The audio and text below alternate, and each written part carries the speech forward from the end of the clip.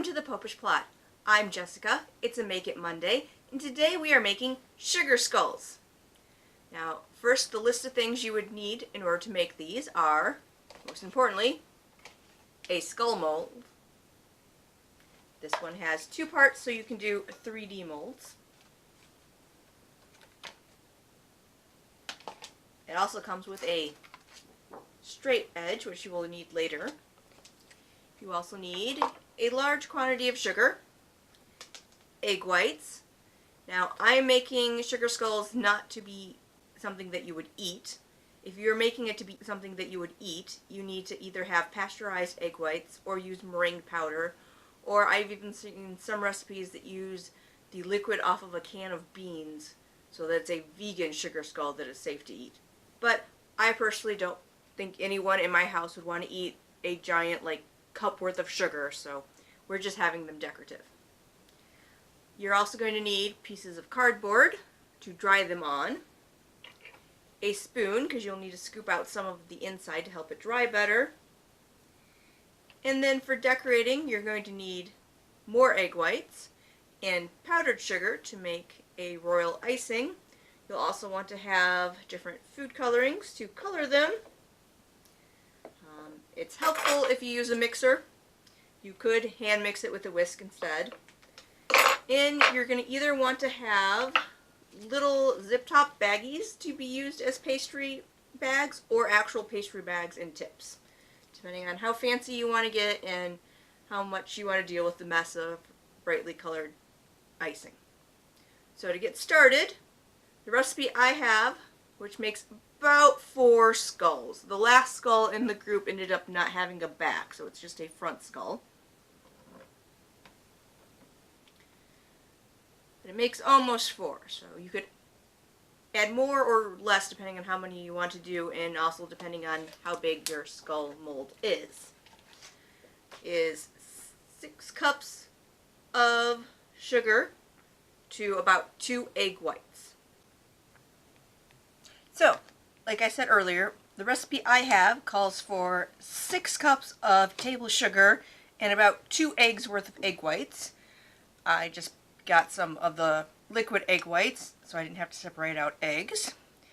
And I found if I start with about 3 tablespoons of egg whites, it's close to what I need.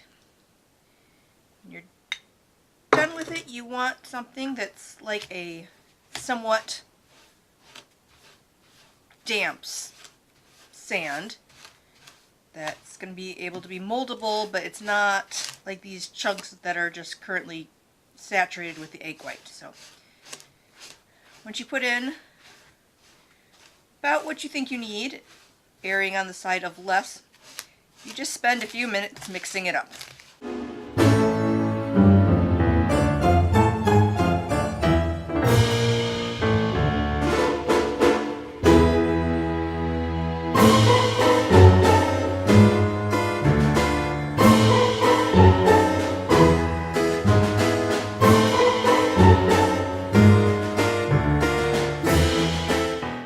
Have the mixture that will mostly hold together when lightly pressed. So I'm going to get my mold and I'm going to put some in the mold.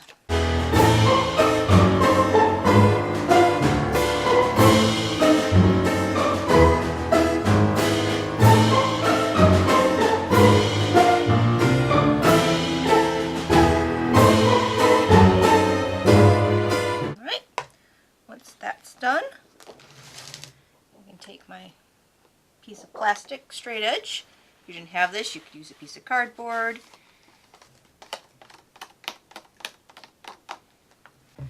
Now we're going to take our spoon and we're going to dig out some of the middle to make it easier to dry, and so it dries evenly and quicker. I'm going to leave enough around all the edges so that it's not going to break open, but getting a good portion of the center out.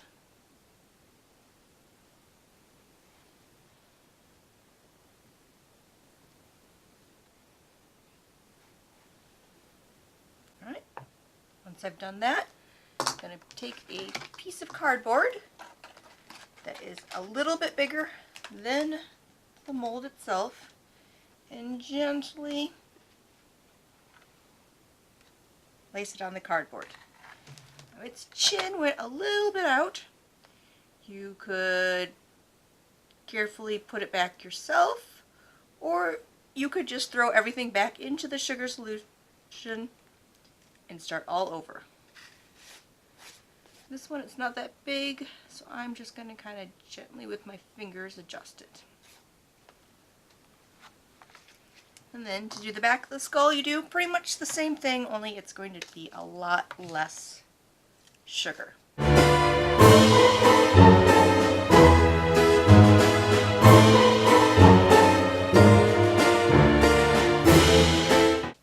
That time it kind of didn't level out, so just put it back in and do it again.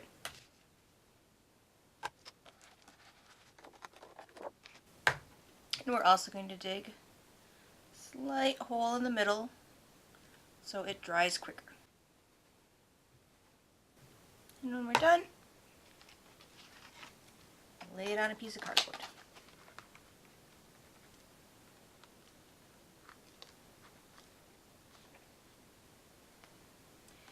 Now, if you live in a dry environment, you can just leave these out on the counter for a day or two and they will harden up.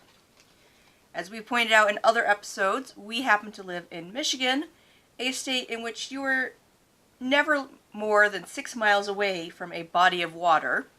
And we're not talking about, your neighbor's pond. There's lakes and rivers and lakes so big they're called Great Lakes all over the place. So it is very humid at this time of the year. In fact, when making the first batch of skulls, I had to wait about a week from when I wanted to make them, simply because I wanted to do it on a day when it wasn't actually raining out. So I'm going to put these in a low oven. Most recipes call for the oven to be somewhere between 200 and 225 Fahrenheit. I put them all on a sheet tray. I put them in the oven, and then I turn on the oven so that they're slowly drying out as the oven comes up to temp, and leave them in the oven for about 30 to 40 minutes. They will be hot, but when you touch them you can tell they're much more solid than now. If I were to poke on it too hard, I would leave an indent. So I'm going to go finish making the rest of my skulls, and I'll be back when they are all cooked and cooled. While the actual sugar skulls are in the oven and then cooling, I'm going to make royal icing, which is what you use to go and both put the two pieces together and to decorate it, because it will dry hard.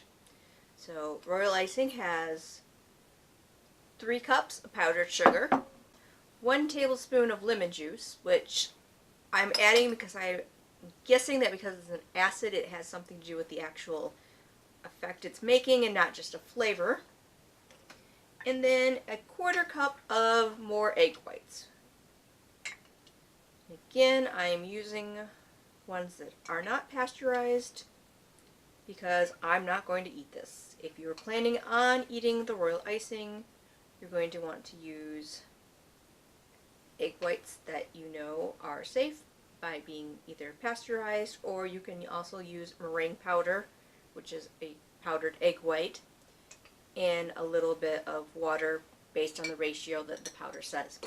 So I'm going to go put this in the kitchen and mix it up until I get pretty stiff peaks with it. Alright, I whipped up the royal icing, and as you can tell it's quite thick. I did add just a tiniest little bit of water to it because it was quite thick to begin with, and I wanted it a bit more spreadable. And now this is where the plastic baggies come in. This one I'm going to leave just the color it is, and I will use this to go and glue together 2 halves of a sugar skull. And then I'm going to use the other bags and some food coloring to make colors for decorations. You can also use other things for decorations like beads and feathers and glitter, but I'm going with the basic, just icing decorations for these ones.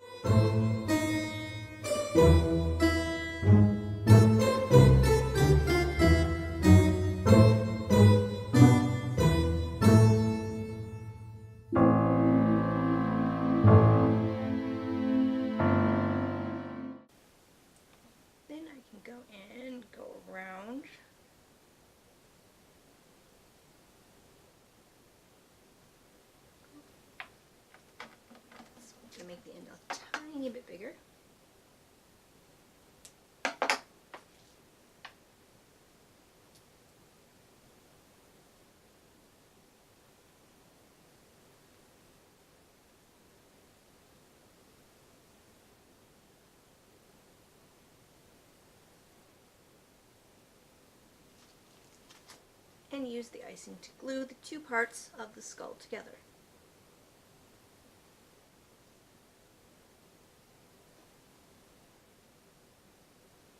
And you'll notice it's dried nice and hard so that when I push on it, it's not changing its shape. Go just around the edges a bit.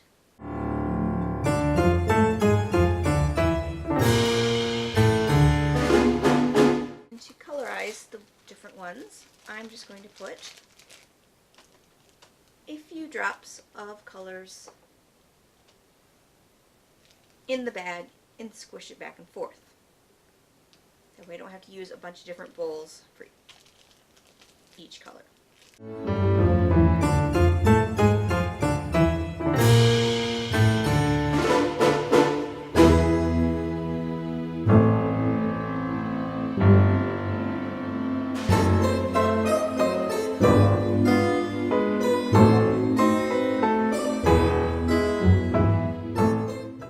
And after a few minutes of kneading the color in, clip off the end and you have a bag all ready for icing and decorating your sugar skull however you want. So from there, working with all the different colors, you can make whatever fun or goofy looking face you want on your sugar skulls. If you had beads or feathers or glitter, you would simply put it in the icing while it's still wet, and that would stick to it like glue. Because I'm in a humid area, as I said before, after I get done decorating, I put these ones in a low oven for about 20 to 30 minutes just to help it set. And then I've left them out in the air for a few days, and they're dry enough now that you can touch them and you're not going to smear anything. So go down below, hit the subscribe, hit the like, comment with what decorations you would put on a sugar skull, and until next time, remember to live your faith, love your faith, share that love.